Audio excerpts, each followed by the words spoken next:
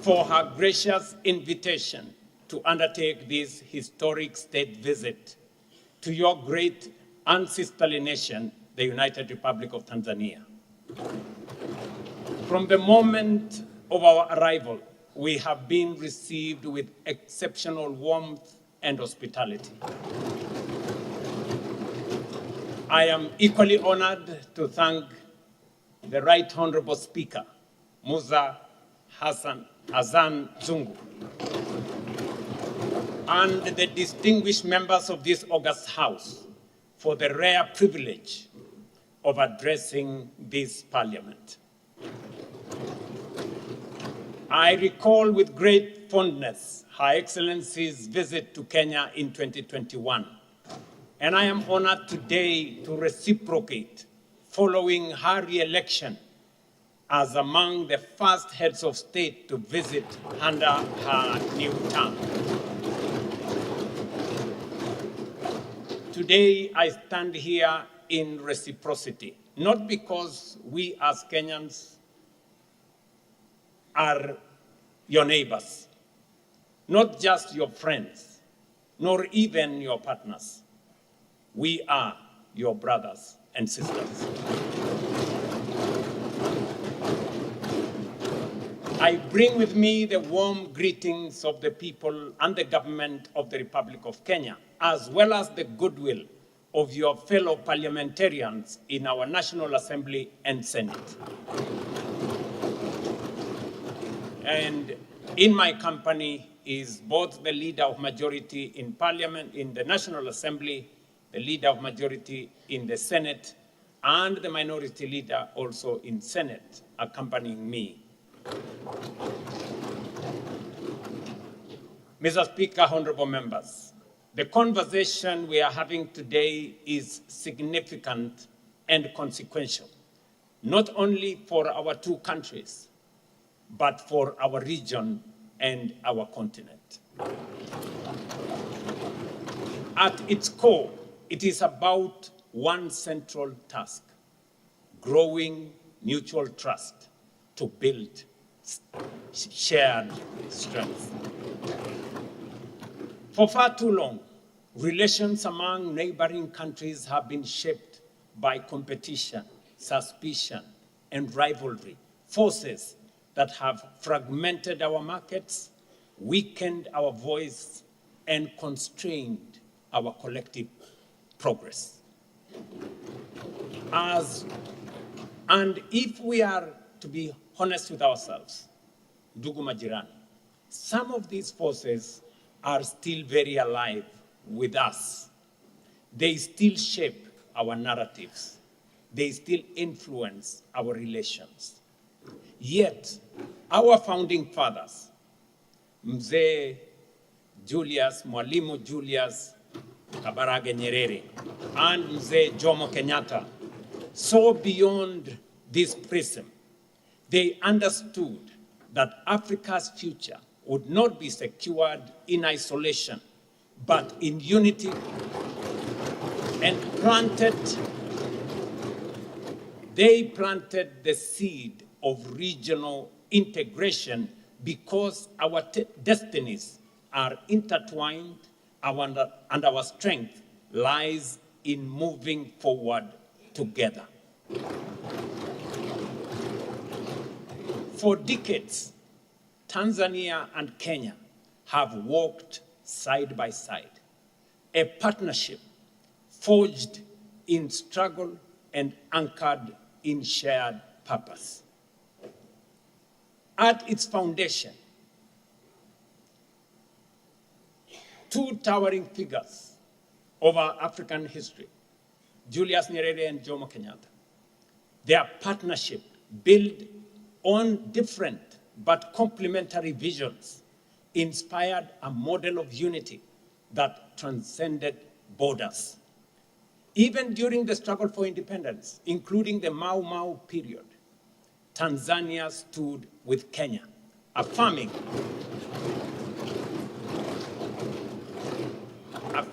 a shared belief in freedom, dignity, and self-determination. That spirit gave birth to East African Community in 1967. Though disrupted in 1997, it was rebuilt through dialogue and statesmanship, leading to its re-establishment in 1999. Today, that community stands renewed and expanded, but its foundation remains the same: a growing partnership between our nations, defined not by the absence of challenges, but by our ability to overcome them and move forward together in pursuit of shared growth and shared strength.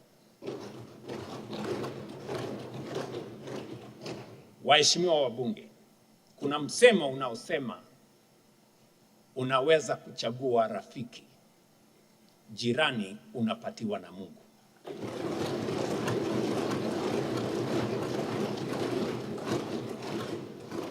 It is this enduring foundation of shared history, shared sacrifice, and shared purpose that finds expression in the ties that bind Tanzania and Kenya today. Waheshimiwa, we share a border that stretches nearly 800 kilometers from the Indian Ocean at Lunga Lunga and Horohoro, along Kilimanjaro, across the Masai Mara and Serengeti to Lake Victoria. That boundary is not merely a line on the map. It binds our destinies as a vibrant corridor of trade, culture, and human connection, where goods, ideas, and people flow, reminding us that our progress and our setbacks are intertwined. We share a language, Kiswahili, spoken by over 100 million people across East Africa, making it one of the most widely spoken African languages and a powerful unifying force across our borders. We share communities such as the Maasai and the Kuria, whose lives straddle our boundaries, families that intermarry, traders who cross daily, and entrepreneurs whose success depends on seamless movement of goods and services. And in my delegation, I have two governors from Narok and from Kajiado who have family across the border in Tanzania.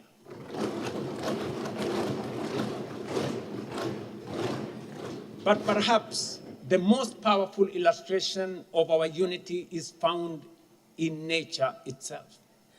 Each year, during the Great Wildebeest Migration, millions of animals move freely between the Serengeti and Masai Mara, guided not by borders, but by survival. They do not stop at borders. They simply cross and return. What nature has made seamless, policy must not make it difficult. Honorable members, it is not lost on me that we are engaged in this important conversation nearly 4 decades after the collapse of the East African Community in 1997. We must reflect honestly on lessons we cannot afford to repeat. The collapse of the community in 1997 was not, at its core, a clash of ideologies. Whether capitalism in Kenya or ujamaa in Tanzania, each system sought to advance the welfare of the people. But governance, national or regional, is ultimately judged by its ability to deliver opportunity, equity, and prosperity. Where it does not, mistrust and division emerge. Our failure was not in building a shared economic vision that worked for all, and in retreating into narrow national interests instead of treating our shared resources, infrastructure, and markets as joint strategic assets for collective benefit by all our people. That was not their failure alone. It becomes our failure today if we repeat it. And so we must ask ourselves honestly, are we moving forward together, or are we risking becoming victims of the same limiting forces? Are we already repeating mistakes of the past? Mr. Speaker, honorable members, the time has come for our generation to move beyond incremental progress towards decisive integration. Because our biggest barrier is not infrastructure or policy, it is the quiet mistrust that pervades our relations. That suspicion has cost us time, opportunity, and prosperity, and we can no longer afford it.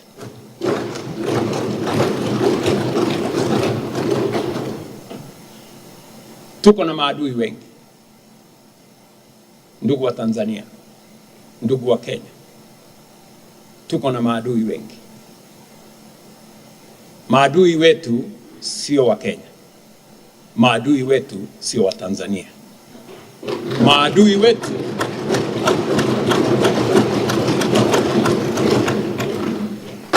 Maadui wetu ni ukosefu wa kazi na umaskini.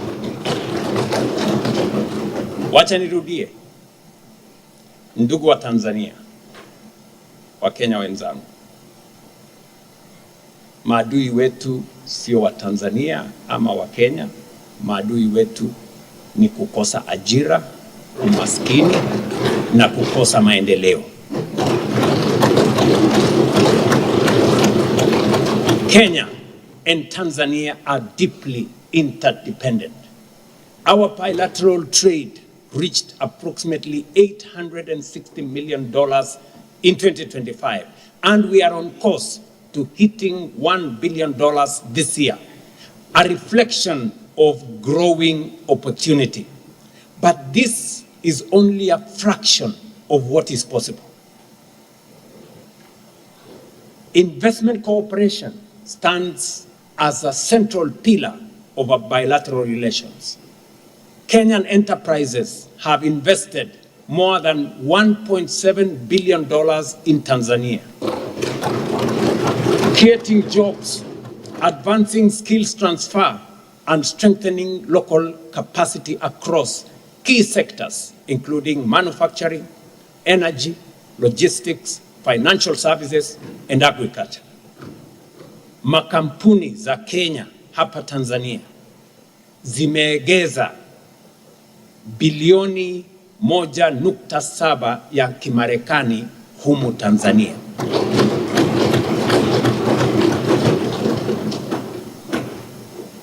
At the same time, Tanzanian investments in Kenya, now valued at US dollars 336 million, are steadily expanding, driving employment, deepening cooperation linkages, and fostering shared growth. Makampuni za kutoka humu Tanzania wanaegeza kwetu Kenya. Kampuni ya Taifa Gas kwa mfano imeegeza kule Kenya. Kampuni ya Amsons wameegeza kule Kenya. Makampuni ya Lake Gas imeegeza kule Kenya. And these are companies that have invested in just the last 3 years. Miaka mitatu peke yake iliyopita. With recent strategic investments from Tanzanian investors in Kenya, I expect this value of investments to more than double by the end of this year.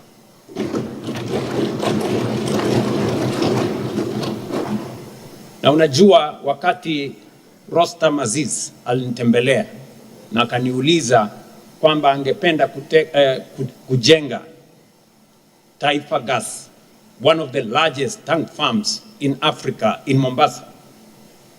And he had problems. Watu walikuwa wanamzungusha. Nikawaambia Wakenya wenzetu ya kwamba mwegezaji kutoka Tanzania ni mwenzetu.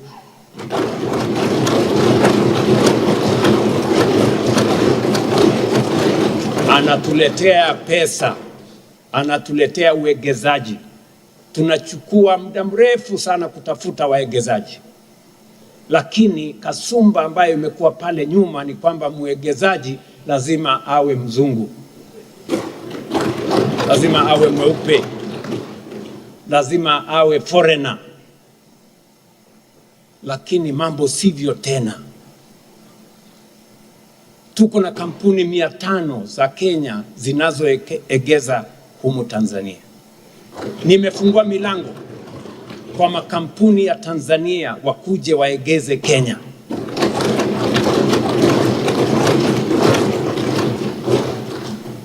Joint ventures and SME partnerships, particularly in agro-processing, continue to flourish, underpinned by predictable policies, ongoing regulatory harmonization, and strong investor confidence.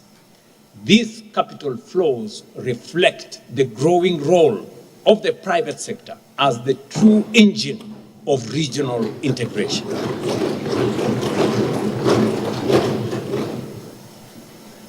Wakati kampuni ya Tanzania walikuja na wakanunua kampuni ya Bamburi Cement,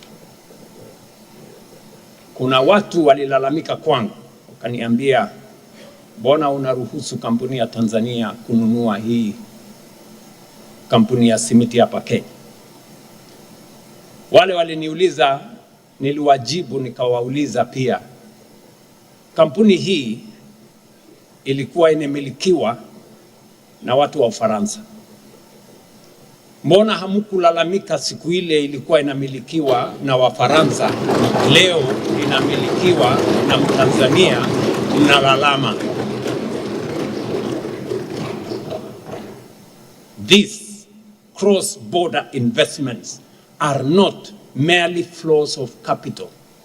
They are powerful catalysts for expanding trade, the deepening interdependence of our manufacturing and agro-processing sectors in driving sustained demand for raw materials while spurring investment in value addition and integrated supply chains for export.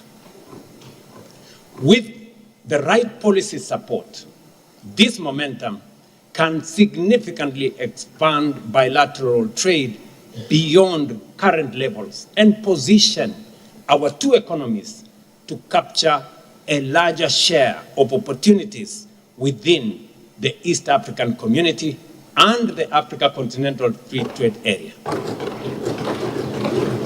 Across the East African community, intra-regional trade stands at between 15 and 20%, meaning the vast majority of our trade still takes place outside our region.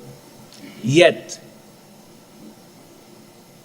this is not a limitation. It is an opportunity. By expanding and trading more with each other, we create jobs, expand markets, strengthen industries, and build resilience across global shocks. At the heart of this opportunity are our young people. Across Kenya, Tanzania, and a wider region, millions of young men and women are entering the workforce each year with talent, ambition, and determination. What they seek is not charity, but opportunity. By deepening our integration, expanding trade, and investing in shared infrastructure, we are not only growing our economies, we are creating pathways to jobs, enterprise, and dignity for this generation of young people. In doing so, we are also addressing one of the most pressing challenges of our time, ensuring that the energy of our young people is harnessed for progress, stability, and shared prosperity. Ladies and gentlemen, members of parliament, for this to happen, we must move beyond narrow national calculations and embrace a mindset of partnership where each country's progress reinforces the other's success. It must be grounded in physical connectivity, shared infrastructure, and deliberate investment that bring our economies closer together in practical and measurable ways. That is why the project we are advancing together are so consequential. The development of the road corridor from Malindi through to Lungalunga to Dar es Salaam is not merely a transport upgrade. It is a strategic artery of commerce, tourism, and people exchange along our Indian Ocean coastline. Similarly, the planned expansion of railway connectivity from Voi through Singida and onward towards Burundi represents a transformative step towards linking our hinterland markets, unlocking trade routes into the Great Lakes region, and positioning East Africa as a gateway between the Indian Ocean and the heart of our African continent.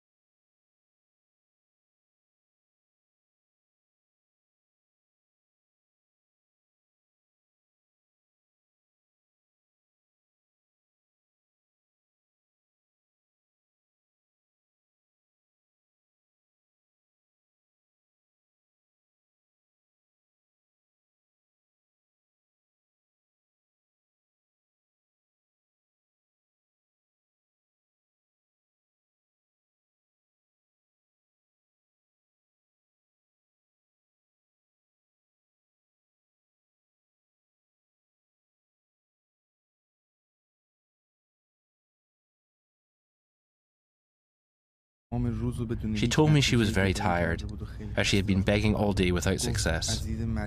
She said she could not afford to buy the medicines her loved one needed.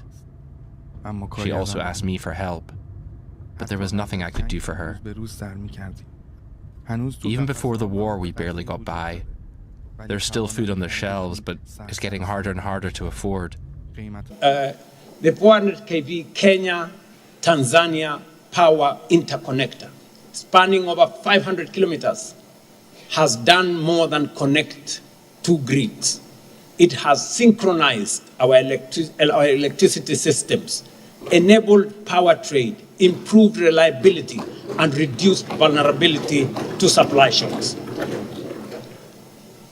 And as we look ahead, the proposed Shinyanga, Mabuki, Kilgoris, Rongai interconnector will deepen this integration further. It will expand transmission capacity, strengthen the East African power pool, and allow us to optimize our diverse energy sources, Tanzania's gas, Kenya's geothermal and wind, and the region's broader renewable potential into a more reliable and competitive regional energy market. But infrastructure must also be owned in a way that creates confidence and shared responsibility. The recent decision by Uganda to acquire a stake in the Kenya Pipeline Company in Kenya is significant. In one act, it transformed its role from a user to a partner, turning the pipeline into a shared regional asset anchored in mutual benefit, energy security, and long-term confidence. In the same spirit, Kenya stands ready to invest as a strategic partner in the proposed oil refinery in Tanga.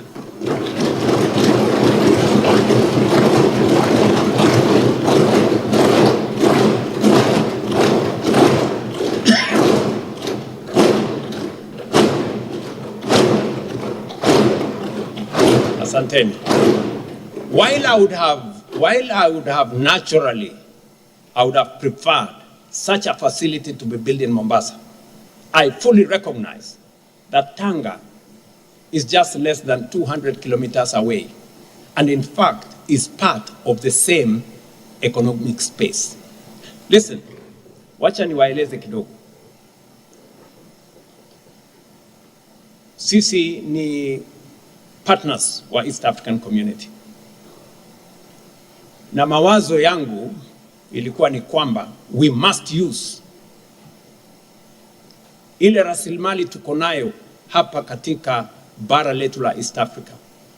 Lazima tusitumie kwa industrialization ituzalishie nafasi za ajira, isuzalishie mali ama iongeze dhamana kwa yale mambo tulio nayo na itutafutie utajiri. Tayari nchi yetu jirani ya Uganda wamekwisha jenga pipeline, crude pipeline kutoka Hoima kule Uganda ikielekea Tanga. Itakuwa tayari kwa miezi chache zijazo. Wakati niliketi na Rais Museveni, nikamuuliza mzee, mbona tuchukue mafuta yetu tuende tuifanyie refinery sijui mahali gani, alafu tufuatilie tuende tununue mafuta ama oil products kwa bei ambayo ni ghali? Mbona sisi wenyewe tusijenge refinery hapa?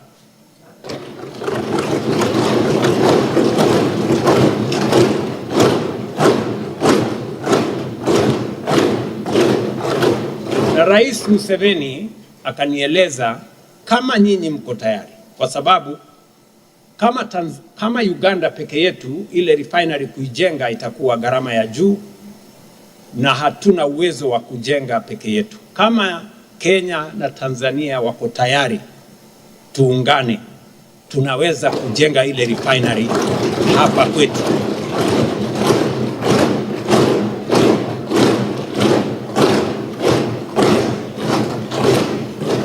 Mimi nikatumana technocrats wangu wakaenda wakakutana na Rais Museveni, tukakubaliana zile nambari, ikafanyiwa calculation, tukajua ya kwamba tukiungana nchi zetu tatu kujenga refinery hapa itakuwa ni jambo la muhimu, itatuletea ajira, sijui kama tunaelewana ba. Ndio sababu hiyo nikapendekeza ya kwamba tuwe na kongamano. Tukawa na kongamano hile kule Nairobi, tukawaita wale matajiri wetu wa bara letu la Afrika, kina Dangote na wengine ambao wameshajenga refinery wakati mmoja, na tukakubaliana ya kwamba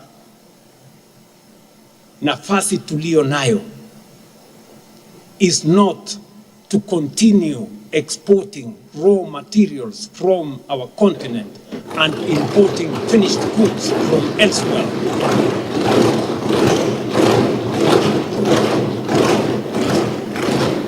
Na ndio sababu hiyo tukapendekeza ya kwamba tukiungana Uganda, Tanzania na Kenya tunaweza kujenga refinery, ndio tuhakikishe ya kwamba ile mafuta tunairefine hapa kwetu, pesa inabaki hapa kwetu, nafasi za ajira inabaki hapa kwetu, tutengeneze bidhaa zingine ya fertilizer ama mbolea hapa kwetu, plastic industry iwe hapa kwetu, petrochemical industry iwe hapa kwetu, badala ya kuzitafuta kutoka nchi zingine, badala ya sisi kwenda kung'ang'ana kule sijui Strait of Hormuz kulete mafuta kutoka sijui wapi.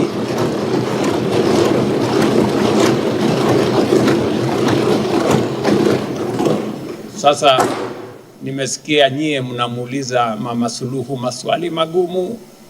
Mbona yule bwana ameenda kutangaza refinery ya Tanga na kule, na sisi wenyewe hatujatangaza? Sasa nauliza nyinyi, ile refinery bana is a big investment. Sikizeni, hiyo investment is in billions of dollars.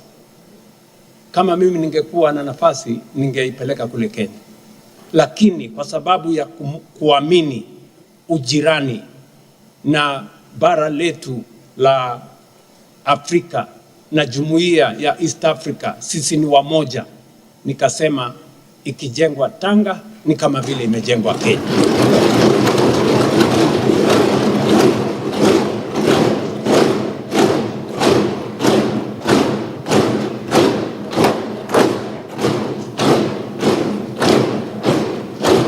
And why?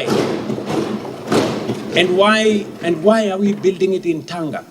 It is because the crude pipeline is already heading to Tanga. Na mafuta pale tukimalizia itakuwa sehemu fupi sana kutoka Tanga mpaka Mombasa. Tupeleke mafuta alafu tuweke kwa ile pipeline ambayo tuko nayo tayari. It will make our Kenya pipeline commercially viable, better, and hatutakuwa tunasumbuka na sijui Hormuz na wapi kutoka hapa Tanga mpaka Mombasa.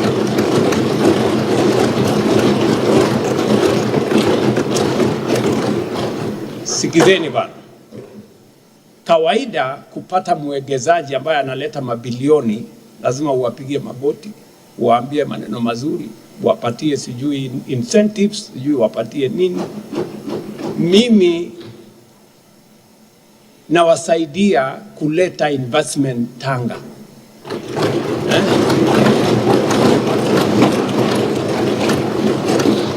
Kama mungekuwa watu wangwana, mungetulipa sisi wa Kenya, mungesema asante sana.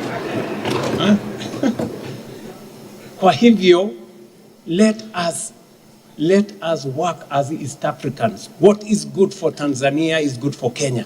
And what is good for Kenya is good for Tanzania.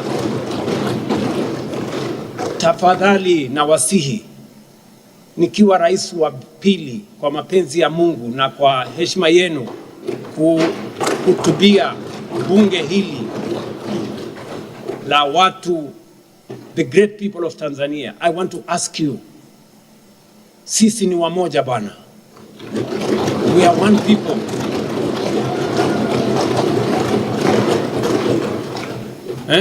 Tusikubali kasumba ya samani. Sijui Wakenya ni maadui wa hawa, sijui wa Tanzania. Hapana, we are one people. We have a common destiny. Nimewaeleza Wakenya sio maadui wa Watanzania. Watanzania sio maadui wa Kenya. Maadui wetu sote ni pale ambapo hatuna mali, hatuna nafasi za ajira, hatuna fedha. That is what we must struggle against. Na nataka niwaeleze, kuna semekana na uko kwetu kwamba mali unaweza kuwazima ama kugawa, lakini umaskini haugawanyiki bana.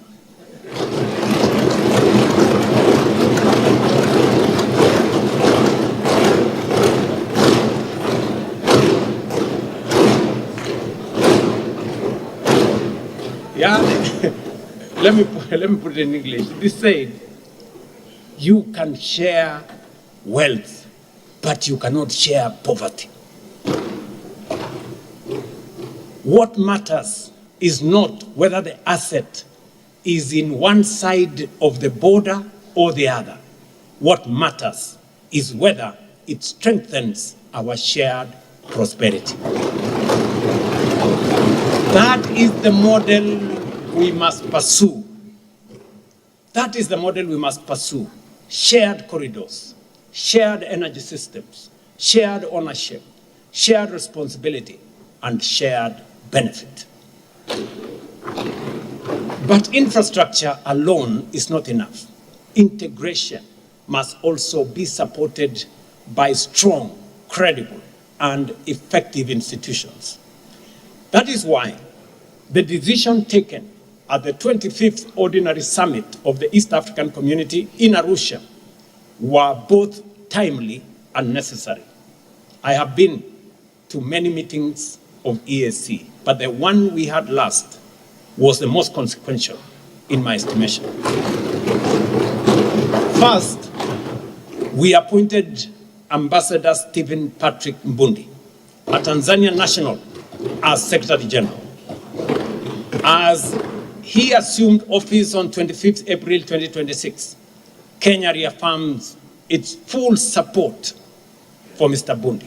Second, we adopted a new financing model, 50% equal contribution and 50% assessed contribution, effective 1st July 2026. We also agreed to waive 50% of outstanding arrears on condition the balance is cleared within 2 years.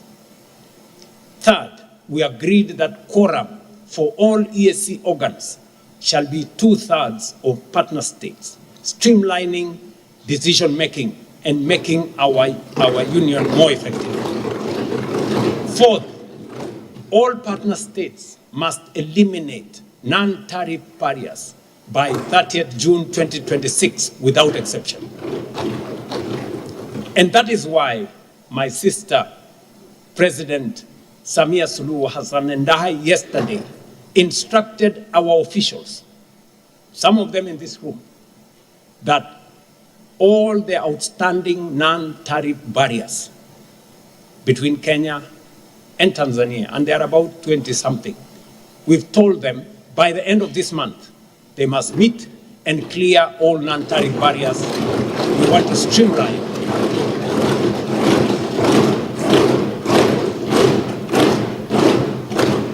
And ladies and gentlemen, honorable members, I must commend the leadership, the outstanding leadership of President Samia Suluhu on this matter.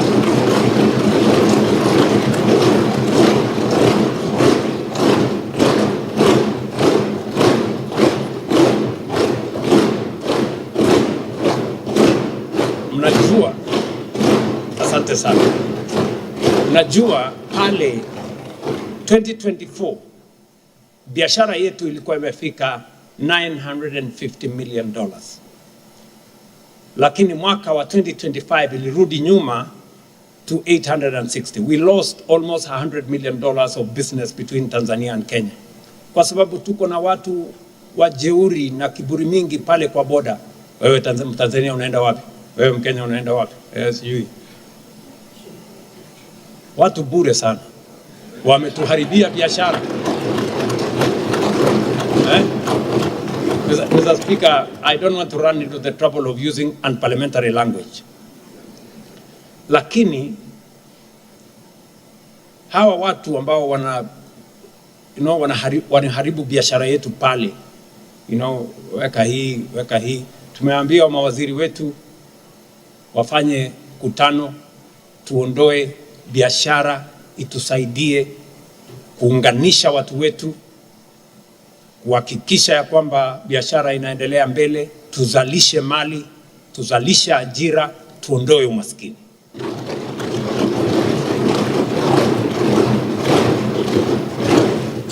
Honorable members, implementation now is key. It requires a whole of government approach with Parliament at the center. Kenya has already moved, and a multi-agency technical team is in place to prepare the necessary legal and financial instruments. These decisions will unlock the full potential of the East African community as a pillar of the Africa Continental Free Trade Area. This is the agenda before us, and we must pursue it firmly, fully, and without hesitation. These are not minor administrative adjustments. They are structural reforms designed to ensure that East African community is not only aspirational, but functional and capable of delivering tangible outcomes for the East African people.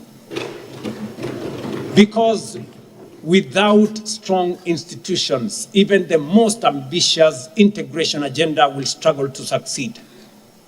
Mr. Speaker, honorable members, the true test of integration lies in trade.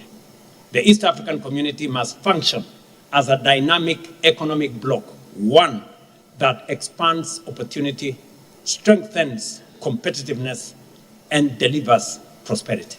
Today, intra-East African trade remains below its potential, yet the opportunity is immense. Even modest increases would unlock billions in commerce, create jobs, and expand industries, empowering small businesses and retain more value within our economies.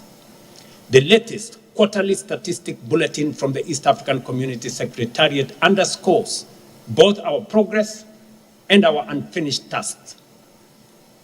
Total East African trade grew from $124.9 billion in 2024 to $157.6 billion in 2025, an increase of 25%.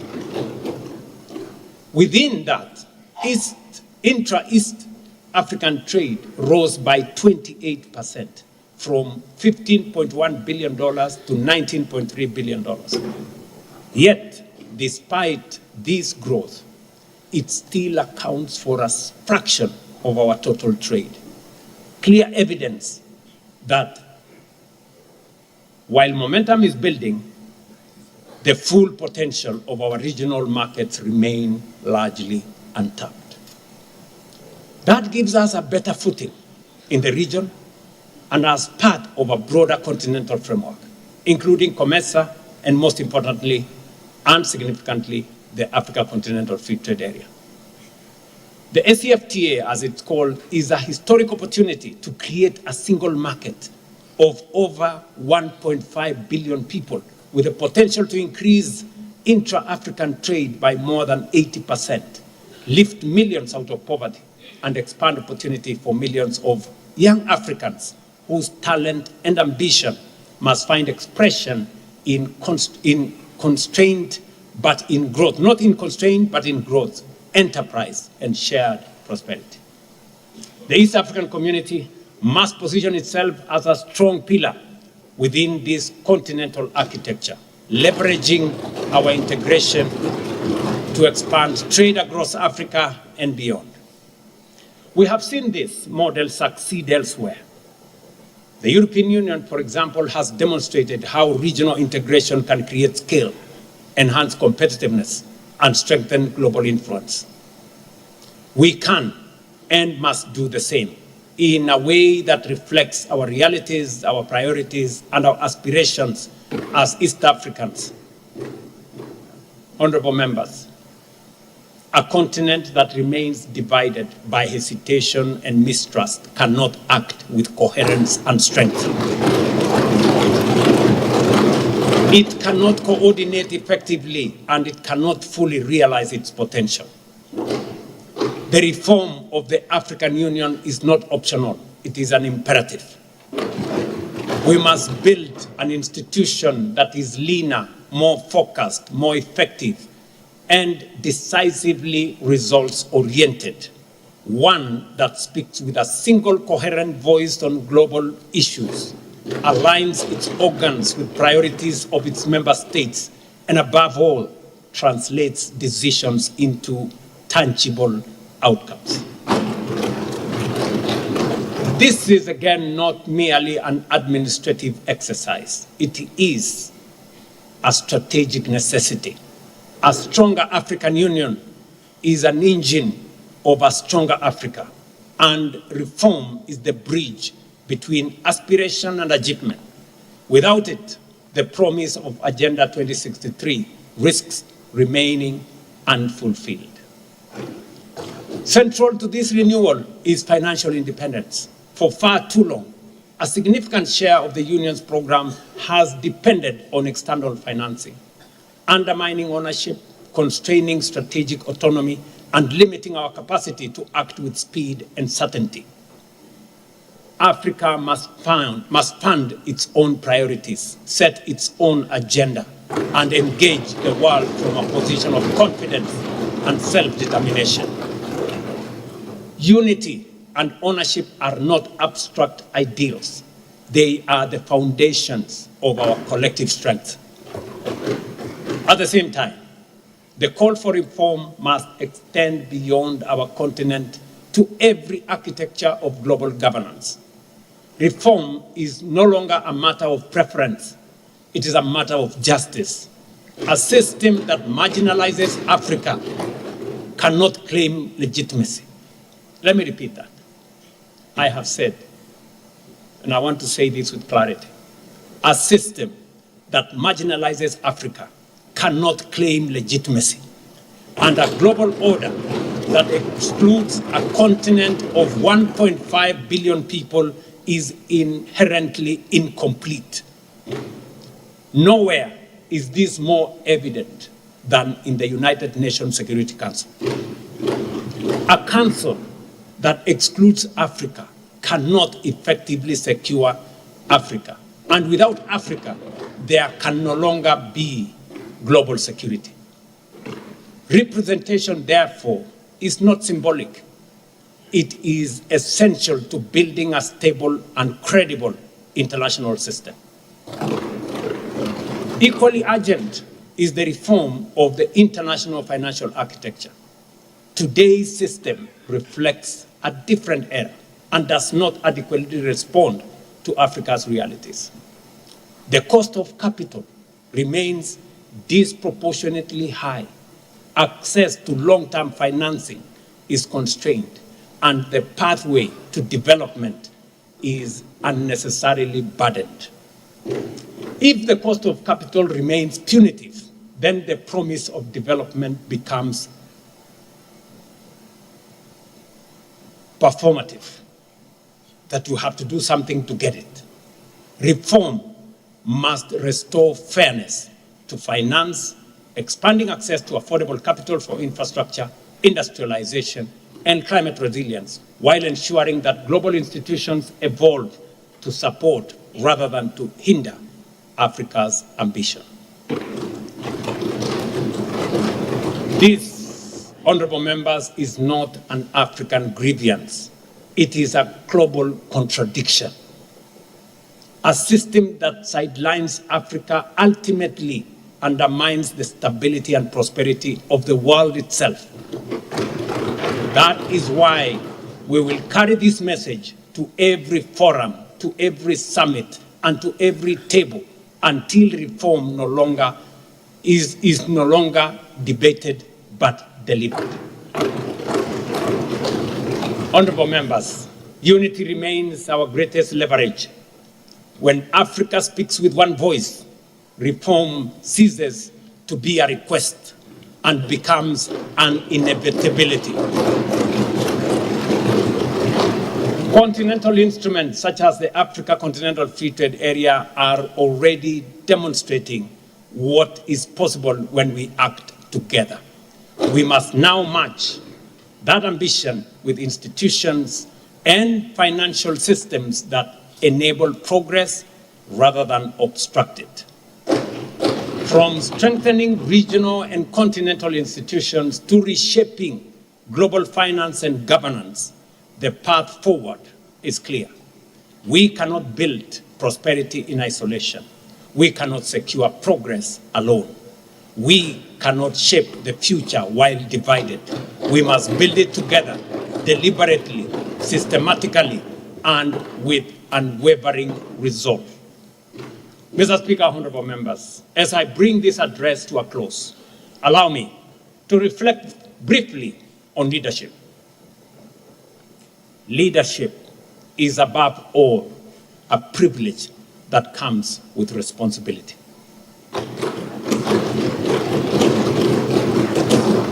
Honorable members, it demands that we honor our word, fulfill our promises, and deliver on the trust that our people have placed on us. The trust test of leadership is not the offices we hold, but the outcomes we deliver and the courage we show in delivering them. In Kenya today, we are making deliberate progress in expanding healthcare, strengthening education, and delivering housing at scale as part of a broader commitment to dignity and shared prosperity. These efforts have required courage, the courage to make difficult decisions in pursuit of long-term national gain. Because leadership is not about following the crowd, but about leading with conviction, even when the path is not easy. It is this same spirit that we must now lead beyond our borders, because the choices we make as nations will determine the strength we build as a region and the influence we command as a continent. The investments we are making in infrastructure, energy, agriculture are not projects for one country alone. They are part of a broader vision of shared strength, one that connects our economies, aligns our interests, and advances our common future. And so, I extend a clear invitation to the private sector in the United Republic of Tanzania. Let us partner in this transformation. Let us invest together, build together, grow together, so that the prosperity we create is not divided but shared. Mr. Speaker, honorable members, in the end, the question before us is not whether we are neighbors. It is whether we will choose to act as partners. It is whether we will remain constrained by suspicion or rise together in shared strength. Because from neighbors to nations to the global stage, our future will be defined not by what separates us, but by what we choose to build together. Let me say one more thing. This morning, I had the privilege to speak to Masha. I think it's called Masha Mashomba. The good gentleman who is the managing trustee of NSSF Tanzania. And I've often referred to NSSF Tanzania in Kenya because you decided in 1997 that savings is a culture you must build. And today, your National Security Fund demands by law that you save 20%, both by employer and employee at your National Social Security Fund. We did just change the law in 2023 in Kenya to follow in the footsteps of what Tanzania have done. And today I was talking to Masha and he was telling me the progress of his building in Nairobi, Upper Hill, Nairobi. He's building a 22-story building, twin tower, $51 million from your own savings here in Tanzania. What a lesson for us as Kenyans, you know? And that he was telling me in 2 years, the building will be ready. That is how, honorable members, we must take charge of our own development and our own prosperity. We must learn to mobilize domestic resources. We must learn that we can build our resources by mobilizing domestic resources. And we know, economists tell us that investment is a function of savings. You cannot invest what you don't have. So we are learning lessons from one another. And I'm very proud that my sister Samia Suluhu and I, at this moment in the history of our two nations, we are working together closely to bring the people of East Africa together, to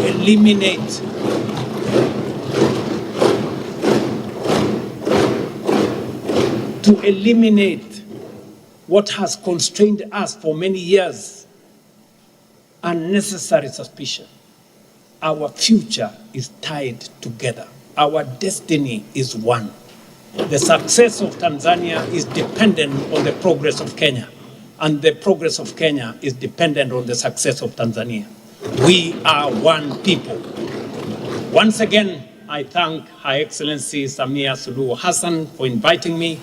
I thank the Right Honorable Speaker and the distinguished members of this House for your honor for me to address this Parliament and for the friendship that makes this partnership not only possible, but enduring. Asanteni sana na Mungu awabariki.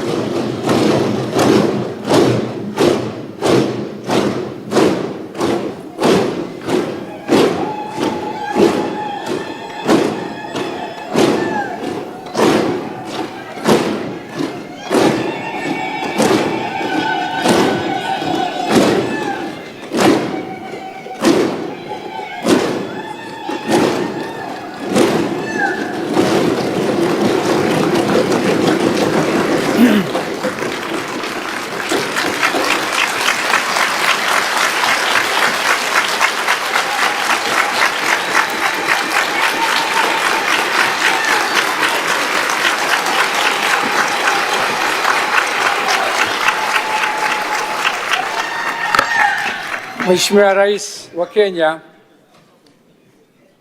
lazima tukubali address yako kwenye August House hii, inspiring, monumental, and it will be remembered. Asante sana. Sasa Mheshimiwa Rais, sisi tuna utamaduni kwenye bunge kwa mgeni wa heshima kama wewe, lazima tupate mawili matatu kutoka baadhi ya watu. Dakika mbili. Kwanza namkaribisha Mheshimiwa Aweso ambaye ndiye anatoka kwenye mkoa ambao bomba la mafuta linapita. Na I hope hataongeza mke mwingine. Mheshimiwa Aweso, karibu, dakika 2-3.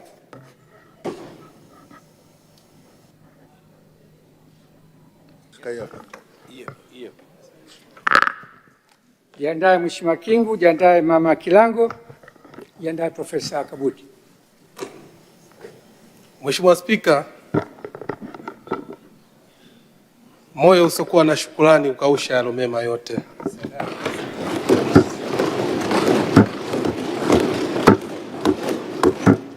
Kwa dhati ya moyo mmenipa nafasi hii kutoa shukrani kwa niaba ya wananchi wa mkoa wa Tanga. Nimshukuru sana Rais Daktari Samia Suluhu Hassan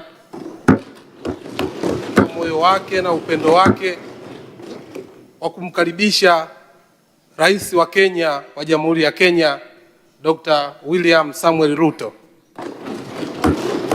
Amezungumza mara nyingi sisi kwa wasaidizi wake kwamba Dr.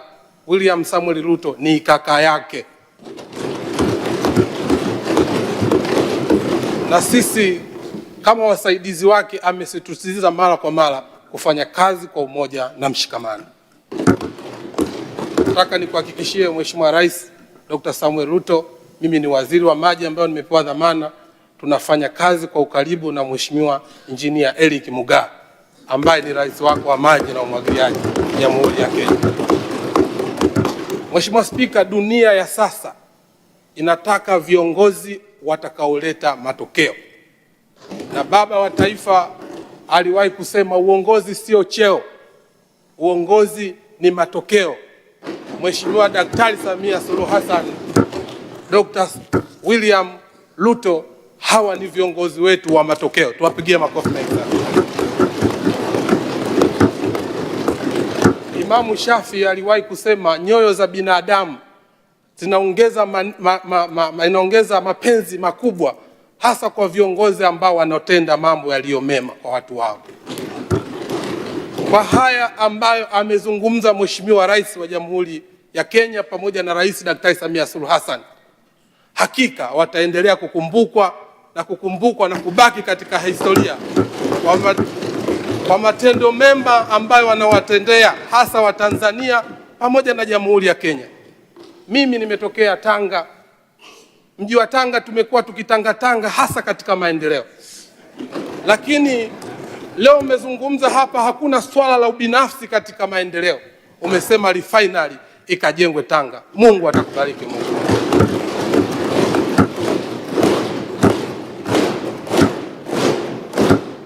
Nataka nikuhakikishie tukiwa kama viongozi wa mkoa wa Tanga tumeupokea mradi huu wa kimkakati kwa umoja na mshikamano, na wala hatutotangatanga.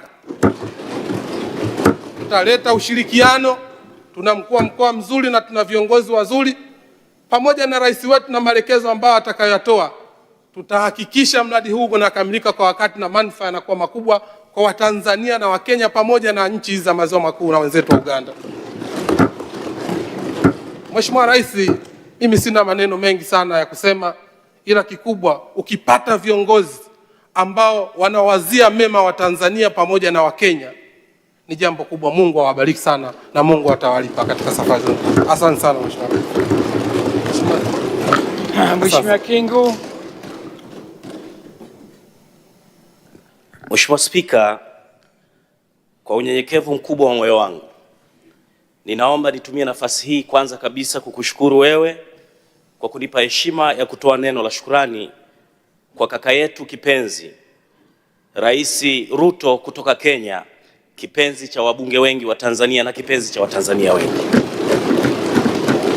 Mheshimiwa Spika, maneno aliyoyatoa Rais Ruto katika bunge hili leo, nafsi yangu imenikumbusha niamini ya kwamba ndoto za hayati baba wa taifa Mwalimu Julius Kambarage Nyerere, ndoto za Jomo Kenyatta zingali zinaishi katika mioyo ya marais hawa wawili, Daktari Samia Suluhu Hassan na Daktari Samuel Ruto, kipenzi cha Watanzania, kaka yetu kutoka Kenya.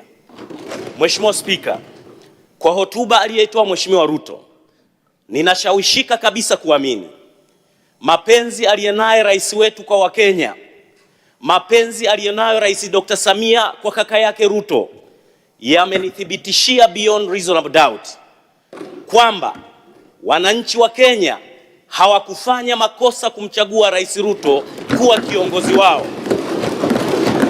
Wananchi wa Kenya hawakufanya makosa kumwamini Dr. Samuel Ruto kuwa kiongozi wa nchi yetu jirani, watu ambao tunawapenda. Na ninataka nikuhakikishie Mheshimiwa Ruto, utakaporudi Kenya, fikisha salamu za wabunge wa Tanzania, waambie bunge la Tanzania linawachukulia Wakenya kama kaka na dada zao. Fikisha salamu kwa Wakenya, waambie Rais Daktari Samia na spika wa bunge la Tanzania anawachukulia Wakenya kama ndugu zao wa damu. Borders haziwezi kututenganisha, na nataka nikuhakikishie sisi tutaendelea kukuombea, na ninataka nikuachie neno la Bwana, kwa sababu ninajua nawe ni mpako mafuta wa Bwana, ninajua huduma zako katika kazi ya Bwana. Ninataka nikuachie neno la Bwana, Rais Ruto. Neno la Mungu linasema katika Zaburi ya 121 mstari wa 7 mpaka wa 8, na mimi kwa sababu pia ni mpako mafuta, ninakuachia upako Rais Ruto utakaporudi Kenya. Neno la Mungu linasema, Bwana atakulinda na mabaya yote, Bwana atakulinda nafsi yako, Bwana atakulinda utokapo na uingiapo, tangu sasa na hata milele. Rais Ruto, Bwana amekupa kibali, usiogope. Sisi wa Tanzania tunajivunia kazi za Daktari Samia Suluhu Hassan. Sisi wa Tanzania tunathamini kazi na mageuzi makubwa rais wetu aliyefanya katika nchi hii, na kwa sababu wewe umechagua kumwamini rais wetu kama dada yako, sisi wabunge wa Tanzania, ni nani tusikuombee wewe ushinde uchaguzi wako mwakani. Bwana akubariki, neema ya Mungu ikufunike, malaika wa Bwana wakuatamie. Nenda shujaa Ruto, tutakukumbuka wa Tanzania. Sisi ni damu yako, sisi ni mifupa yako. Bwana akubariki na kutengemaza katika jina la Bwana. Asante Rais Ruto.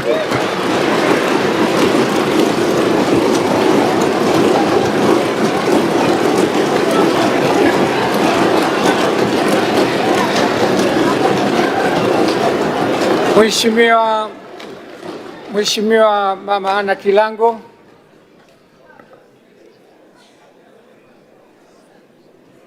Mheshimiwa Rais William Ruto, Rais wa Kenya, mimi ni dada yako mkubwa, niruhusu niite jina lako kidogo, William. Mheshimiwa Rais, Mheshimiwa Spika, ukimwangalia Rais Ruto moja kwa moja, ana roho nzuri, ana upendo. Mheshimiwa Spika, mimi nimesikiliza hotuba yake vizuri tangu mwanzo. Waheshimiwa wabunge, alichotaka kutuambia Rais Ruto, amekuja kwa upendo kwetu. Anachotaka Rais Ruto, wabunge wa Tanzania, maana ukishazungumza wabunge wa Tanzania, ukizungumza nao umezungumza na Watanzania wote. Meseji kubwa aliyoileta kwetu Rais Ruto, tuendelee kushirikiana sana. Mheshimiwa Rais Ruto, sisi wa Tanzania tunawapenda sana wa Kenya. Na nikwambie ukweli, mimi nasafiri kupitia Kenya mara kwa mara. Tunapata mahusiano mazuri sana na Wakenya wenzetu. Hatuna malalamiko na Wakenya wenzetu. Iwapo tunataka kweli tupate maendeleo Kenya na Tanzania, ni lazima tushirikiane kama nyie mnavyoshirikiana. Rais Ruto na Rais Samia Suluhu Hassan, nyie wawili mnavyopendana, na sisi na Wakenya tutaendelea kupendana hivyo hivyo. Kwa sababu nimepata nafasi hii kidogo ya kuzungumza na wewe, nikuletee salamu kutoka kwa baba yako anaitwa John Samuel Malechela, ndiye mume wangu. Ameniambia nikusalimie sana, lakini na sisi wanawake wa Tanzania tunaomba ukamsalimie sana Mama Raheli Ruto. Tunampenda sana, tunamtamani sana, na tumesikitika leo hukuja naye, lakini mpelekee salamu zetu. Asante sana. Asante. Mheshimiwa Profesa Kabudi, Chief Whip.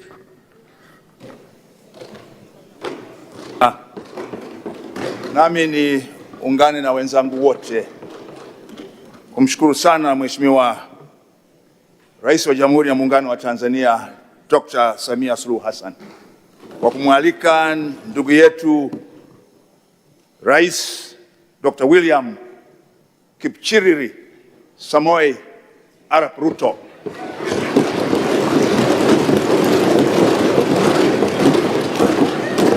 Chief of the Order of the Golden Heart and the Chief of the Order of Burning Spear. Mheshimiwa Dr. Ruto, umezungumza hotuba yako yenye maono makubwa, yenye utuo. Na mimi nataka nikuambie leo unayo ndugu yako humu ndani ya bunge ambaye yawezekana wengi hawafahamu kwamba ni ndugu yako. Naye anaitwa Asia Halamga.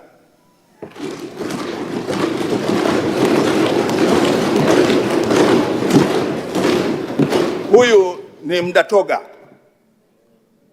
ambayo wote mlitoka mlikotoka, nyinyi mkabaki wa Kalenjin, wao wakaja mpaka Serengeti, wakaingia Ngorongoro, wakaingia Hanang.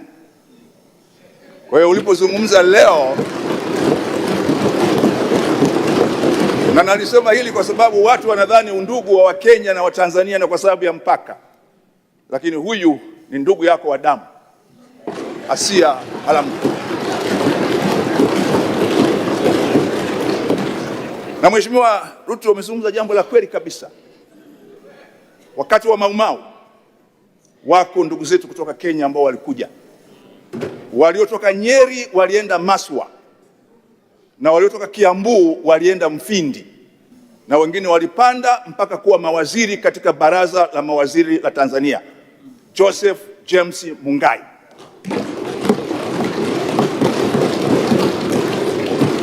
Kwa hakika kabisa leo umekuja kwa ndugu zako, na ulipotaja Singida ndio njia ambao ndugu zako hawa walipowaacha nyinyi kule walikuja moja kwa moja kama Singida.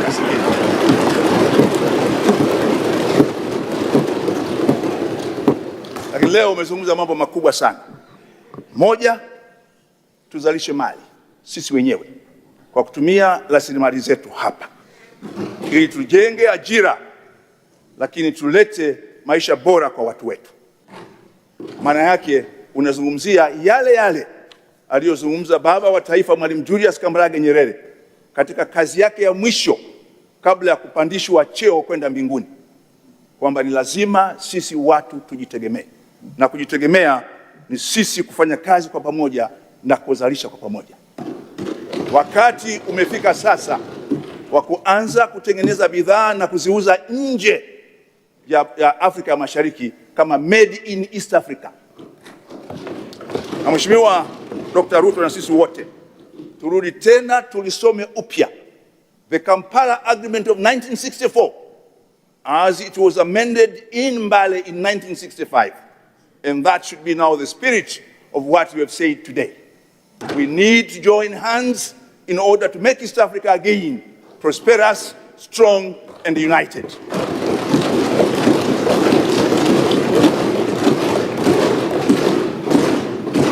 We made terrible mistakes in 1967, which we should not repeat again. We should not repeat again.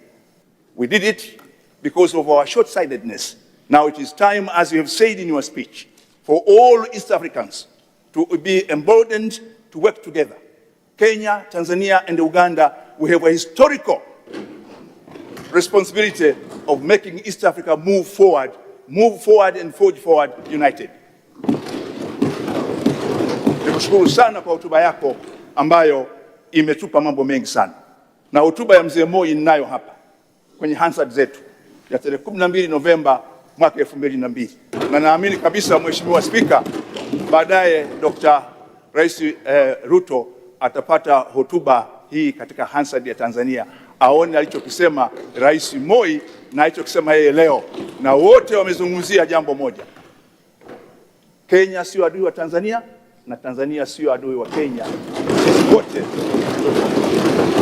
Mheshimiwa Spika, nami nichukue fursa hii kukushukuru sana kwa kuongoza bunge hili kwa umahiri mkubwa na kuhakikisha leo mgeni wetu amepata heshima kubwa hapa Dodoma. Nakushukuru sana Mheshimiwa Spika. Asante.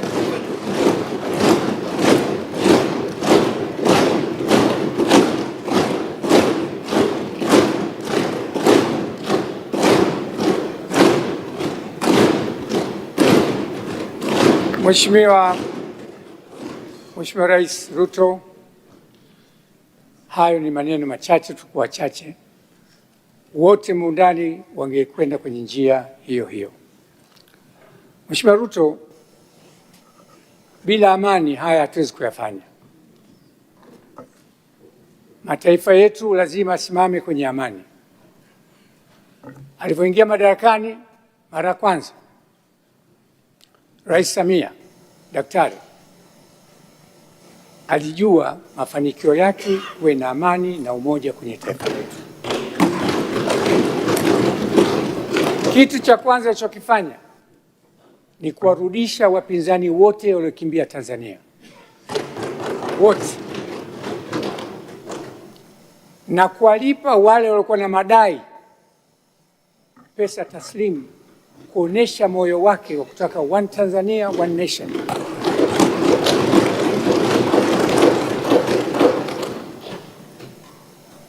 Na katika fora zake, falsafa zake, Mheshimiwa Rais, na sasa anakwenda mbele zaidi kuonesha dunia na Watanzania we can work together.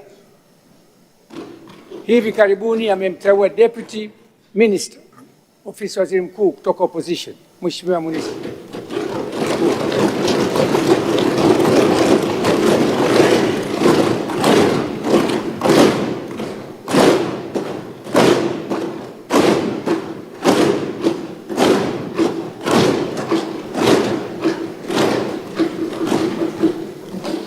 Huyu ndio rais anaonyesha maono.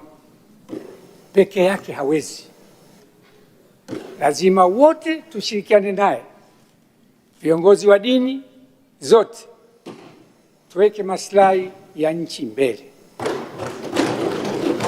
Naomba sana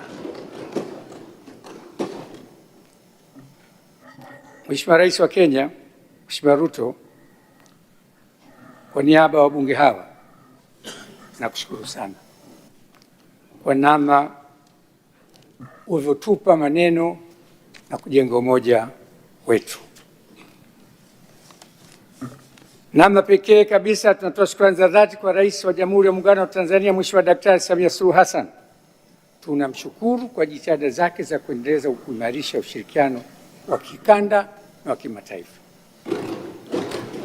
Ni kupitia uongozi wake thabiti na mwaliko wake rasmi tumepata heshima hii kubwa ya kuwa na mgeni wetu hapa bungeni leo, ambayo ndio wewe. Tunampongeza Mheshimiwa Rais kwa jitihada zake za kufungua milango ya fursa na kuimarisha mtangamano wa Afrika Mashariki. Hiki ni kielelezo tosha cha uongozi wake uliotukuka. Mheshimiwa Rais, ziara yako imetupa hamasa kubwa na kuonesha umuhimu wa mihimili yetu ya dola kufanya kazi pamoja kwa ajili ya maendeleo ya watu wa Afrika Mashariki.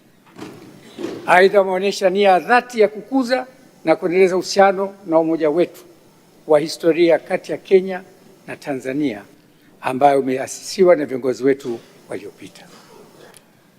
Tunakumbuka Novemba 12, 2002, Mheshimiwa Rais Daniel Arap Moi alipohutubia bunge alisisitiza umoja, ambapo alisema our people will never move forward unless we are united.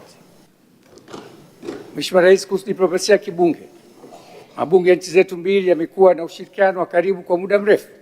Uganda, Kenya na sisi shirikiana katika mikutano ya kibunge ya kimataifa na ya kikanda, hususan kupitia chama cha mabunge ya nchi za wanachama wa Jumuiya ya Madola, Commonwealth Parliamentary Association, umoja wa bunge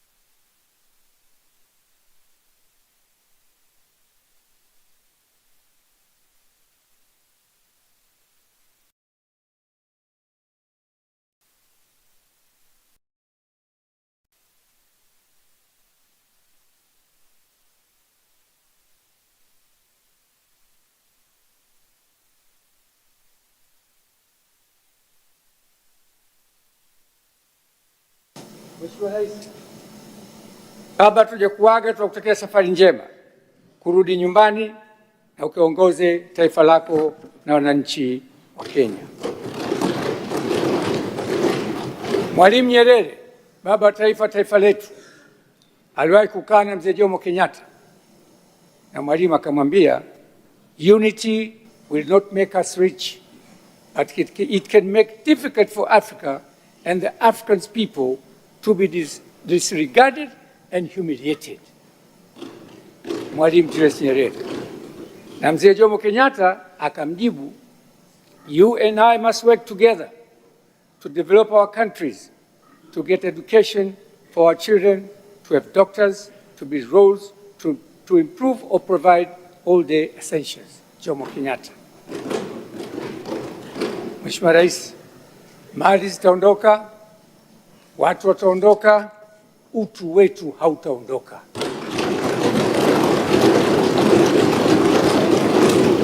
Tunajua tulipotoka na tunajua tunapokwenda. The only thing, we should walk the talk.